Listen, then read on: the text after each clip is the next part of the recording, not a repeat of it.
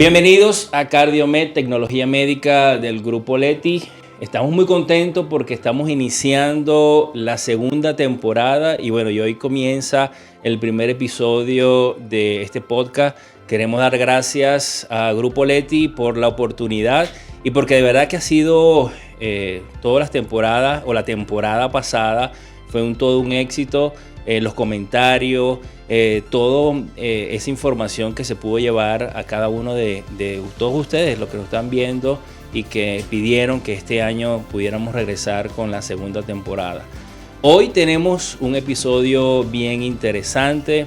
Vamos a estar conversando de la enfermedad arterial periférica. Pero bueno, hoy me acompaña un gran amigo, un excelente, para mí, uno de los mejores cirujanos cardiovasculares que tiene este país. Y no porque seamos amigos, sino porque de verdad tiene una gran trayectoria y bueno, hemos trabajado juntos y conozco de su trabajo, así que puedo dar fe que es un excelente cirujano cardiovascular que vamos a estar conversando hoy de la enfermedad arterial periférica, el doctor Chadi Nasser. Gracias, Chadi, por venir y bueno, por estar aquí en el primer episodio de esta segunda temporada. Bueno, buenas tardes. Ante todo, muchas gracias a Drúbal, muchas gracias al Grupo Leti por esta gentil invitación. Un placer compartir contigo. Gracias nuevamente por la invitación y por la presentación. Bueno, te merece mucho más, Chadi, ¿verdad que sí? Una cosa, siempre nosotros iniciamos este episodio tratando de, porque nos ven muchos residentes, muchos médicos generales, médicos que están en formación.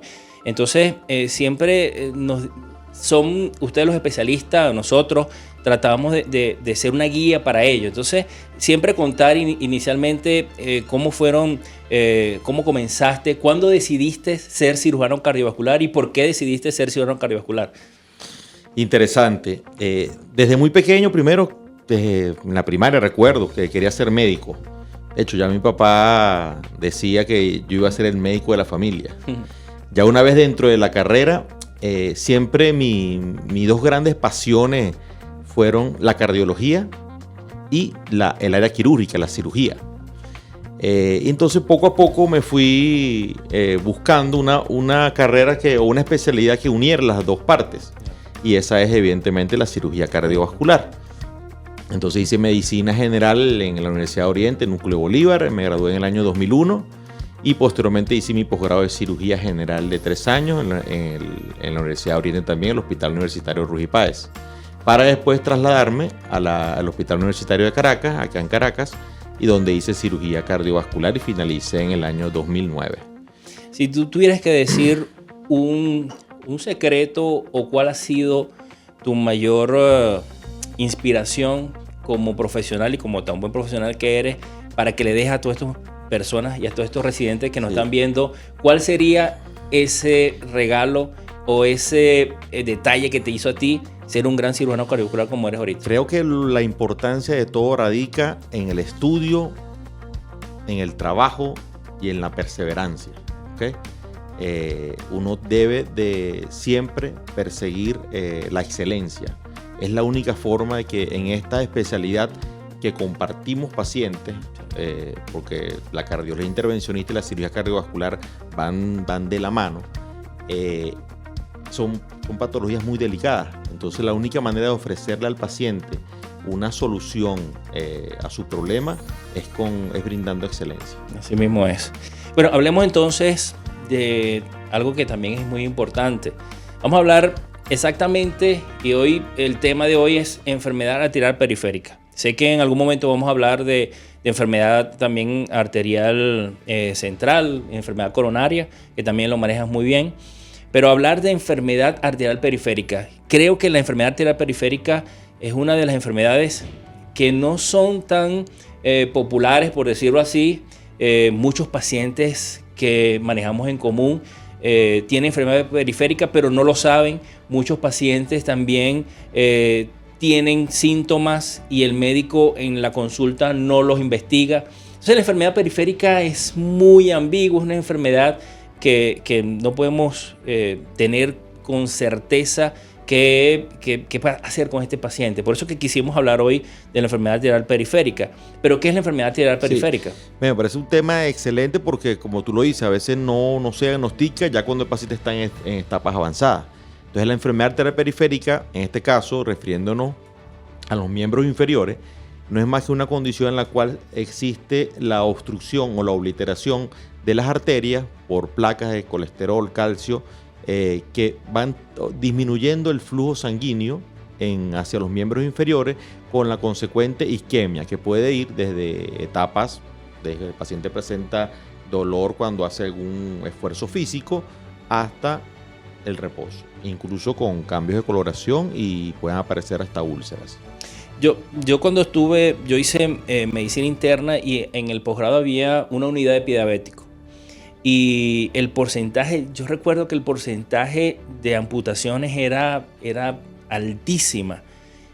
¿Cómo tú ves en la actualidad el tratamiento y el manejo? ¿Todavía sigue habiendo muchas amputaciones? Sí. ¿O la enfermedad, en qué momento la enfermedad arterial periférica se puede hacer reversible o no se puede hacer reversible? ¿Qué piensas tú? Lamentablemente, yo catalogaría la enfermedad arterial periférica como un problema de salud pública. Los pacientes se diagnostican muy tardíamente, sobre todo los pacientes diabéticos son los que más presentan tasas de amputación, que pueden ir desde amputaciones menores hasta pérdida de un gran segmento de la extremidad. Entonces creo que hay que hacer énfasis no nada más en las especialidades de cardiología y cirugía cardiovascular, sino también medicina interna, endocrinología. Todos deben de hacer un screening de los pacientes, así consulten por otra cosa, deben hacer un screening de los pacientes para diagnosticarle enfermedad arterial periférica en estadios leves y ponerle un parado. Sí. ¿Okay? Sí. Para que no siga evolucionando, porque ya el paciente nos consulta, no, te claudico cuando camino 50 metros, eso, o ya me duele en reposo, sí. O ya muchos pacientes nos llegan ya con un dedo con cambios de coloración y necrosis, o una úlcera que no cicatriza. Entonces eso hay que diagnosticarlo antes. Sí. O a veces, Chadi, el paciente tiene claudicación, pero como pasa algo bien interesante, que el paciente camina en reposo, mejora el dolor y vuelve otra vez a comenzar la marcha, entonces el paciente no le presta atención porque dice, bueno, cuando tengo el dolor paro, me siento un rato y vuelvo a comenzar. Sí.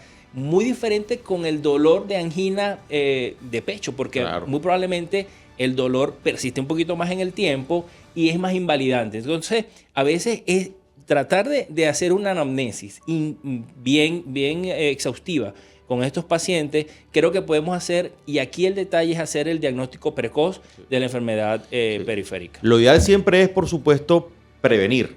Pero bueno, ya nosotros cuando nos llegan los pacientes ya nos llegan con alguna fase.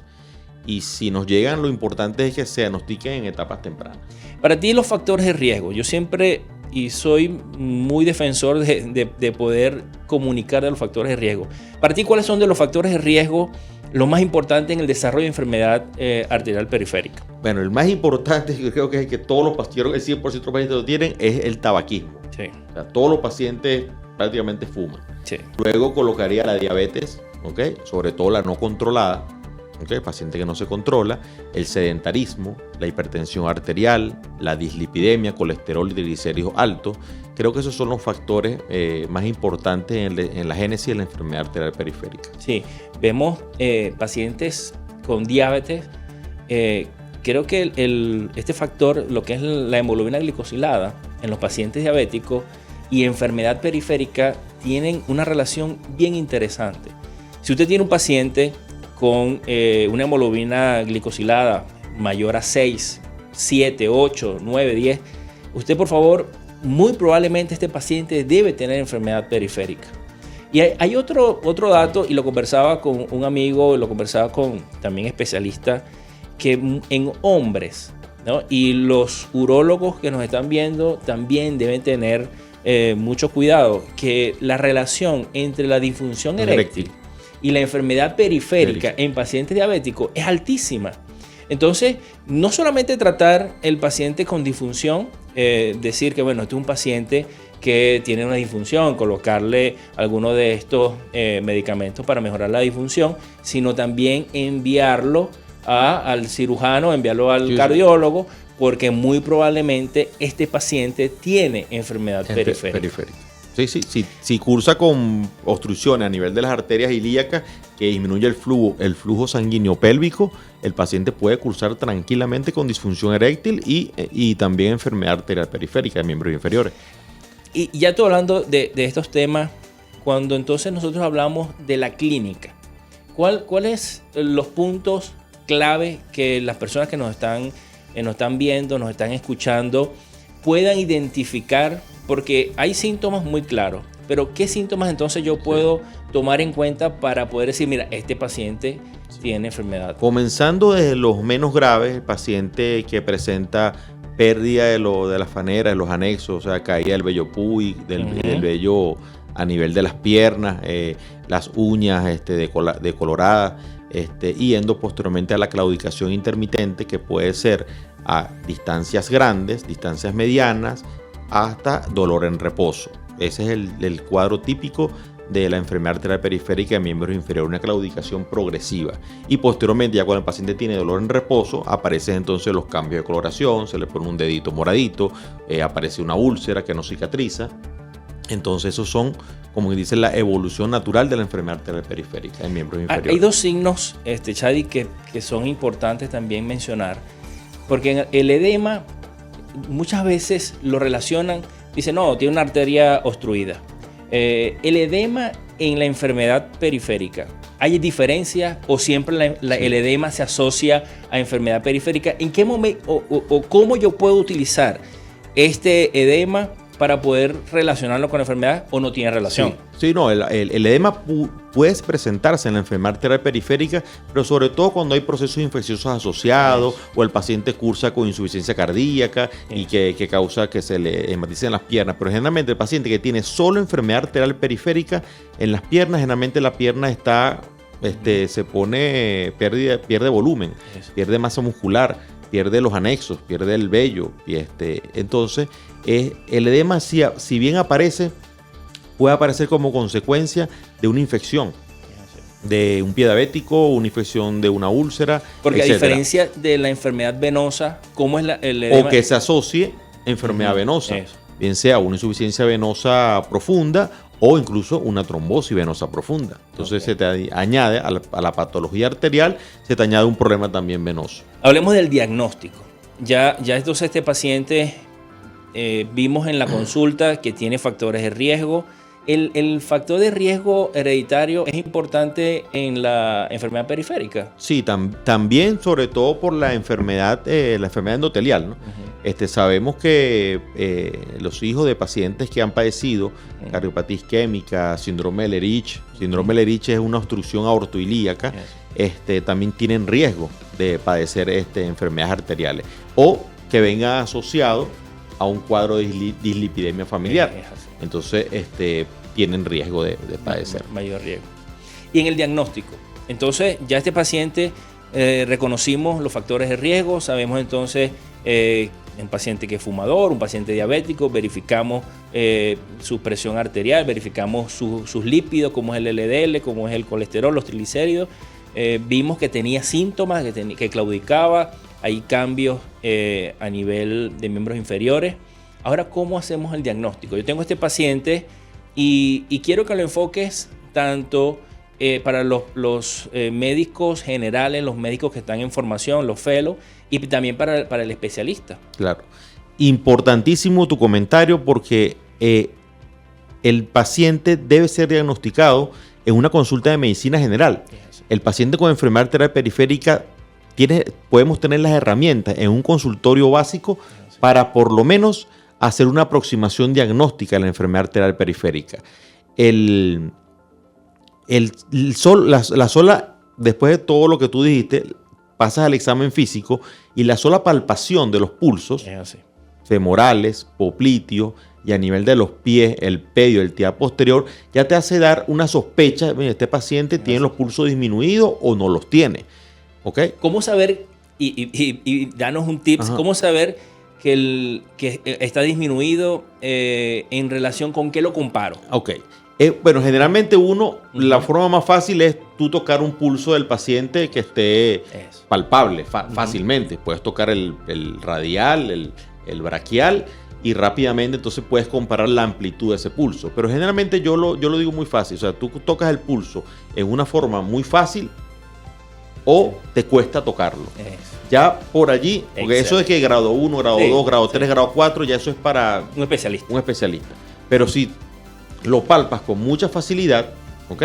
Entonces ya es un pulso que está bien. Ahora, si te cuesta palparlo, a veces también te cuesta palparlo porque el paciente es obeso o porque tiene edema producto de una insuficiencia cardíaca o un problema renal o un linfedema. Entonces te va a costar tocar el pulso porque entonces ahí te tienes que ir a otros métodos que también en la consulta de un médico general los puedes aplicar. Haces un índice tobillo-brazo, que es simplemente tomar la presión arterial en la pierna y compararla con la tensión arterial de la extremidad superior. Perfecto. Si ese índice tobillo-brazo te da por encima de 0.9, entonces el paciente tiene poca probabilidad de tener enfermedad arterial. Si te da por debajo de 0.9, entonces tiene probabilidad de tener enfermedad arterial. Y si te da por debajo de 0.4, esa enfermedad arterial es severa. Entonces allí te vas a los siguientes métodos diagnósticos, como es el ecodoppler arterial, que es un estudio no invasivo que se hace en consulta, y si te vas para ya un especialista que pueda hacer el Doppler. El Doppler lo pueden hacer médicos generales, internistas, cualquier persona entrenada en ecografía, cardiólogos, cirujanos cardiovasculares, cualquier persona que tenga el entrenamiento para hacer un ecodoppler arterial. Y de allí entonces, depende del resultado de ese ecodoppler arterial, entonces vamos a los estudios de imágenes. Y en ese eco, Chadi, cuando yo veo, porque nosotros evaluamos el flujo, ¿ok? Y ese flujo cambia, ¿no? Entonces, porque muchas veces hay muchos especialistas o muchos médicos que les solicitan el eco y cuando leen el eco no tienen la suficiente información para poder saber en dónde está lo normal y dónde está lo anormal. Claro. Entonces, ¿cómo sería ese eco anormal en ese paciente? Sí. Importante porque por eso yo trato de cuando hago los ecos Doppler, los trato de reportar lo más sencillo posible para que se entienda. Entonces, tú partes de un flujo normal que es un flujo a nivel periférico, es un flujo trifásico. ¿Okay? Con unas velocidades y unos índices de resistencia ¿okay? Adecuados. Entonces, ya cuando el patrón de flujo de la arteria cambia, entonces ya tú dices que puede pasar a un patrón bifásico en el cual pierde su última onda, ¿ok? A un patrón monofásico en el cual solamente tiene una sola onda pulsátil, ¿ok? Y de allí entonces ir disminuyendo en amplitud en la medida que la obstrucción arterial sea más severa, ¿ok? Eso es el patrón Doppler, ¿ok? Pero tú también la arteria, tú la evalúas en modo bidimensional, ¿ok? Y tú puedes ver allí las calcificaciones de las paredes, las obstrucciones, dónde están, le pones color y ves cuando pasa el color por esa obstrucción, qué porcentaje de obstrucción tiene la arteria. Excelente. Entonces, y vas reportando, ¿ok? Perfecto. Por supuesto, te da una aproximación bien grande de lo que tiene el paciente, ¿ok? Pero al final siempre vas a tener que hacer un estudio de imagen para ver, entonces, para dónde el paciente va. Si va para cateterismo periférico y resolución endovascular o si va para cirugía.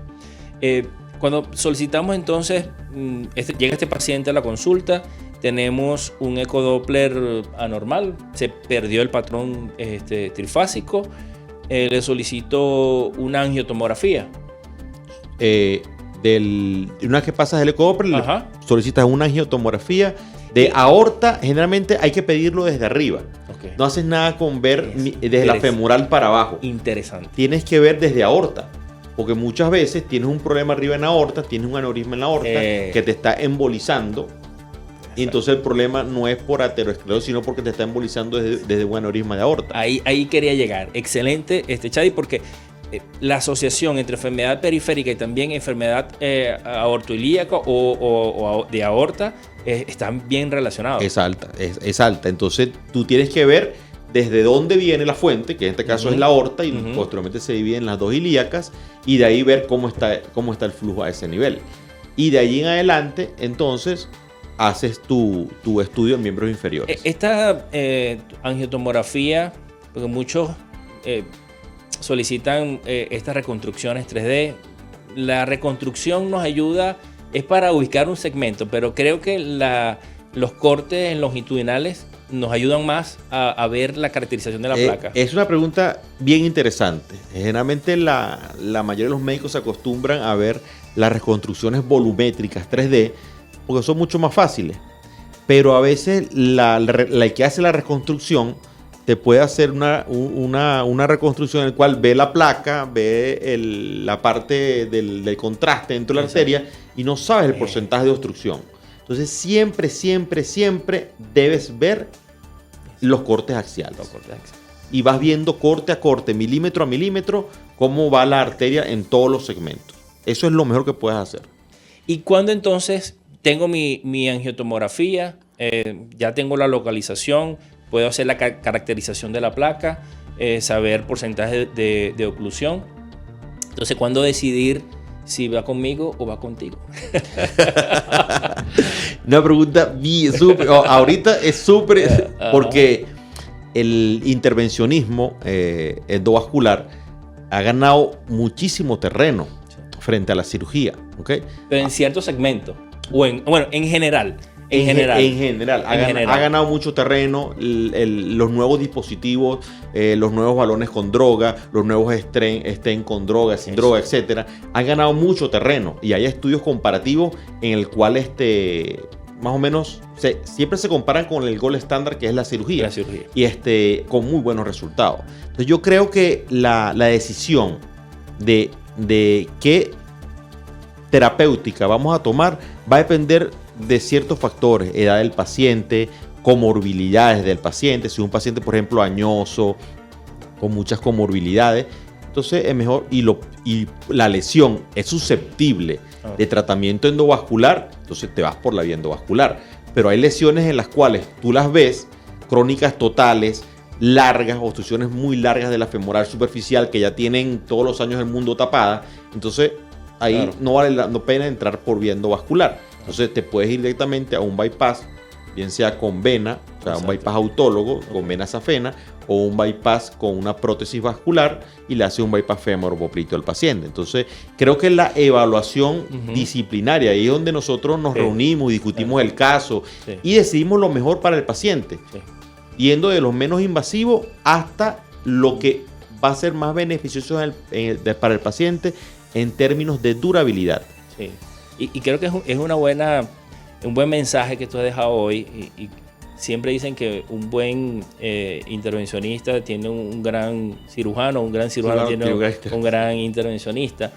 Porque la idea no es ser superhéroe, ¿no? Creo que la idea es, tú dijiste, la clave del éxito está en darle y brindarle lo mejor al paciente con el menor grado de compromiso que pueda estar teniendo este paciente. Yo veo, Chadi, que muy probablemente infrapopliteo, nosotros, aun cuando los balones con droga han mejorado mucho, los stents no han dado muy buena por debajo de la rodilla, creo que ese terreno todavía falta mucho que desarrollar, faltan muchas cosas que podamos hacer, pero sin embargo en estos momentos las técnicas de abordaje retrógrado, las técnicas de punciones y la técnica de dispositivos nuevos han hecho que han mejorado la enfermedad de infrapoplitea, porque la enfermedad de infrapoplitea finalmente es que castiga al paciente y es la que produce las úlceras y produce la necrosis final. ¿Cómo ha sido tu experiencia en esta enfermedad infrapoplitea también? Sí, generalmente siempre tratábamos de manejarla con bypass, en este caso bypass autólogo. Siempre el segmento infrapopliteo tratamos de hacer bypass autólogo, siempre, con vena safena del propio paciente. Pero como tú lo dices, el advenimiento de las nuevas técnicas endovasculares, guías, stent, balones, etcétera, nos ha permitido mejorar y hemos tratado muchos pacientes con enfermedad infrapoplitea por vía endovascular, por vía de cateterismo periférico. Por supuesto, ya llega un momento en que dice, bueno, esto aquí ya no pasa. Claro.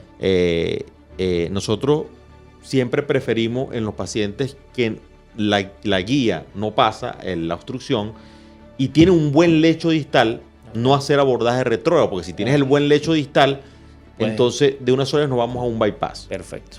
¿Okay? Pero en casos en los cuales no sea la guía pase, seguimos tratando al paciente por vía endovascular. Y aunado al tratamiento médico que también funciona. Sí, ese es un buen punto porque hablar entonces, tratamiento médico, tenemos alternativas quirúrgicas, endovasculares, pero el tratamiento médico también es bueno. Sí. ¿Okay? Y también tiene, estuvimos revisando todas las últimas guías y el tratamiento médico mejora la función, mejora la calidad de vida de los pacientes. Para ti, en cuanto al tratamiento médico, ¿cómo debe abordarse y cuáles son las indicaciones para este tratamiento médico? Sí. Interesante porque el paciente puede tener enfermedad arterial periférica y si no tiene síntomas evidentes, así tenga enfermedad arterial periférica, la enfermedad arterial periférica no se trata. Es así. ¿Okay? La única manera que tratemos enfermedad arterial periférica es que esté sintomática. ¿Okay? Y de allí entonces vienen los medicamentos que se han utilizado. Uno de ellos es el cilostazol, que se usa para el manejo de la enfermedad arterial periférica. Y por supuesto, si el paciente tiene dislipidemia asociada, las estatinas, antitrombóticos, anticoagulantes, etc. Sí. ¿Okay? Importante caracterizar cuál es la causa de la enfermedad periférica, que obviamente cuando ya llegamos al tratamiento, ya este paciente lo hemos estudiado, ya es un paciente que venimos haciendo una estratificación de toda su enfermedad periférica. Con mucha alegría, yo tenía un medicamento que es el Sulodexide, medicamento que yo lo utilicé cuando estaba haciendo residencia, cuando estaba haciendo mi posgrado de medicina interna. Lo utilizamos con muy buen beneficio en los pacientes diabéticos. Era un medicamento que utilizamos con mucho tiempo. Después desapareció del mercado. Exactamente. Y ahorita, gracias al Grupo Leti, lo traen nuevamente en la terapéutica de nosotros, los médicos, para ese tipo de enfermedad periférica. En tu experiencia, ¿cuál es la importancia y cómo utilizar este medicamento para la enfermedad arterial periférica?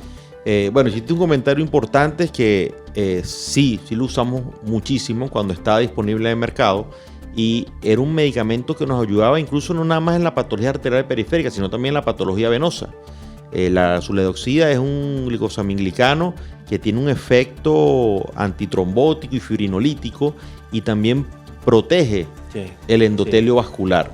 Entonces nos da, y hay diferentes estudios que han demostrado beneficios en el paciente con enfermedad arterial periférica, en vías de mejora de la longitud, de la distancia que caminan, mejora la circulación distal, favoreciendo, a través de estas propiedades, favorece la circulación. Entonces, lo usamos durante mucho tiempo, luego desapareció del mercado y ahora, bueno, afortunadamente el Grupo Leti lo está trayendo nuevamente y estoy seguro que se va a convertir en un medicamento vamos a tener un arsenal más para luchar con esta patología. Y fíjate que nosotros cuando lo utilizamos en aquel momento era en pacientes con retinopatía diabética. Era un medicamento que mejoraba y mantenía a raya la retinopatía diabética, que era...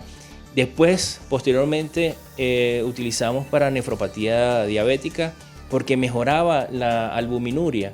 Entonces era un medicamento genial porque un paciente que tenía yo, que en su seguimiento hacíamos una determinación de proteínas en 24 horas y este paciente iniciamos con Sulodexide y mejoraba la albuminuria importante. Y siempre el dolor de cabeza para cualquier endocrino, internista, es la proteinuria que puede estar teniendo el paciente diabético. Y este medicamento mejoraba. Después nosotros vimos que el paciente con enfermedad arterial periférica mejoraba los síntomas y en el paciente diabético más todavía porque si él subía una escalera, 2 escaleras, ya podía subir sin ningún problema. La antiagregación plaquetaria y la anticoagulación, ¿cuándo usarla? Ok.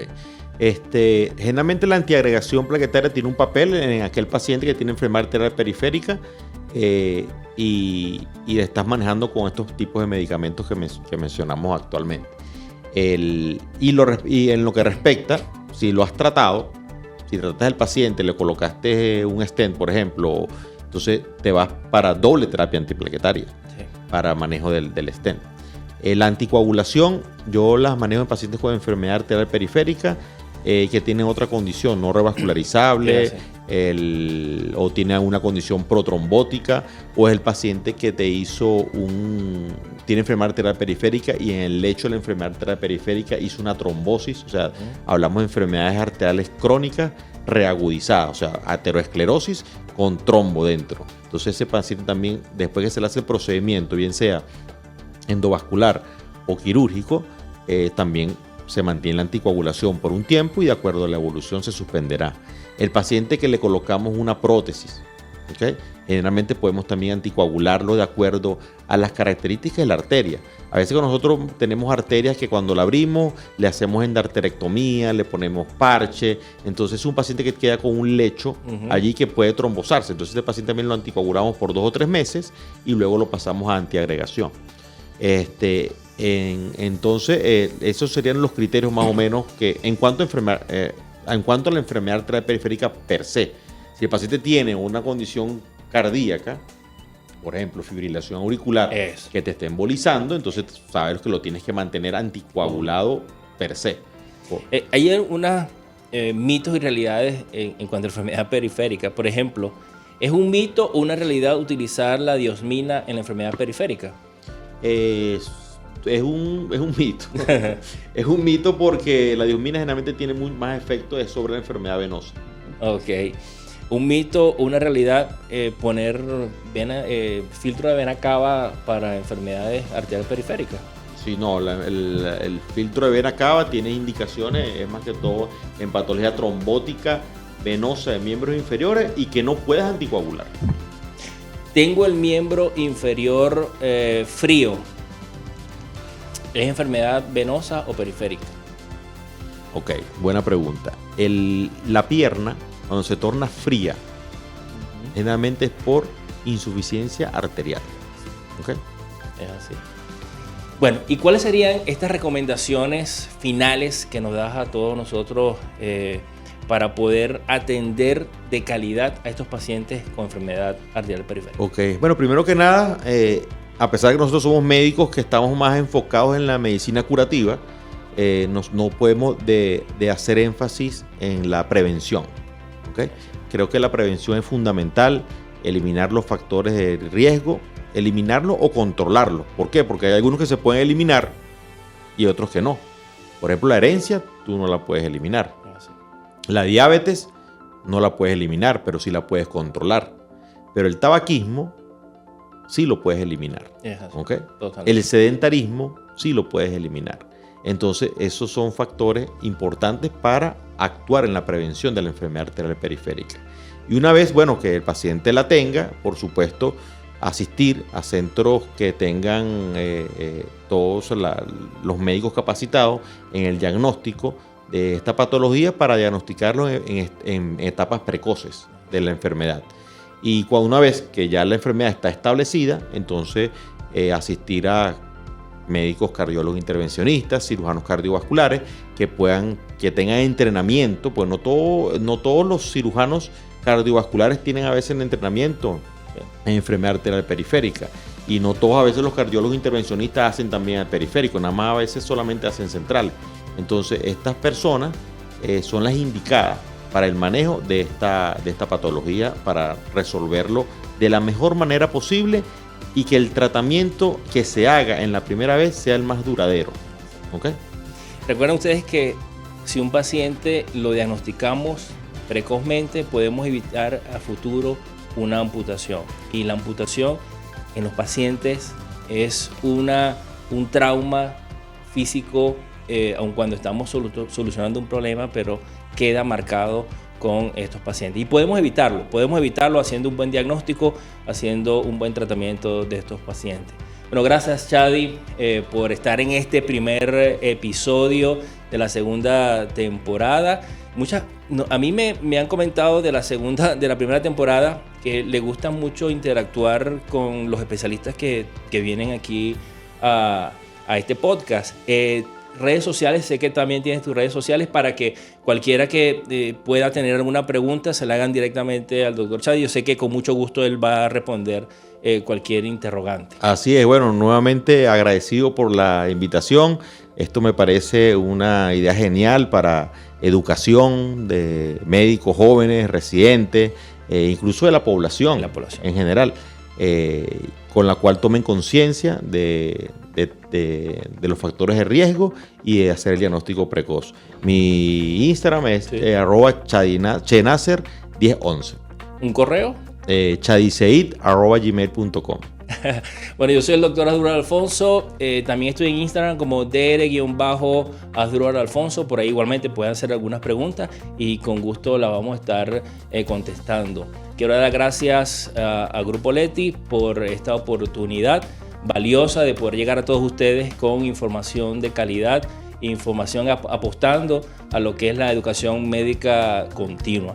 Así que los invito para que puedan entonces entrar a ver los episodios anteriores en nuestro canal de YouTube, por el canal de Grupo Leti. Ahí están todos los episodios, pueden entonces igualmente observarlo y chequear toda la información que tenemos ahí. Así que nos vemos en un próximo episodio de CardioMed.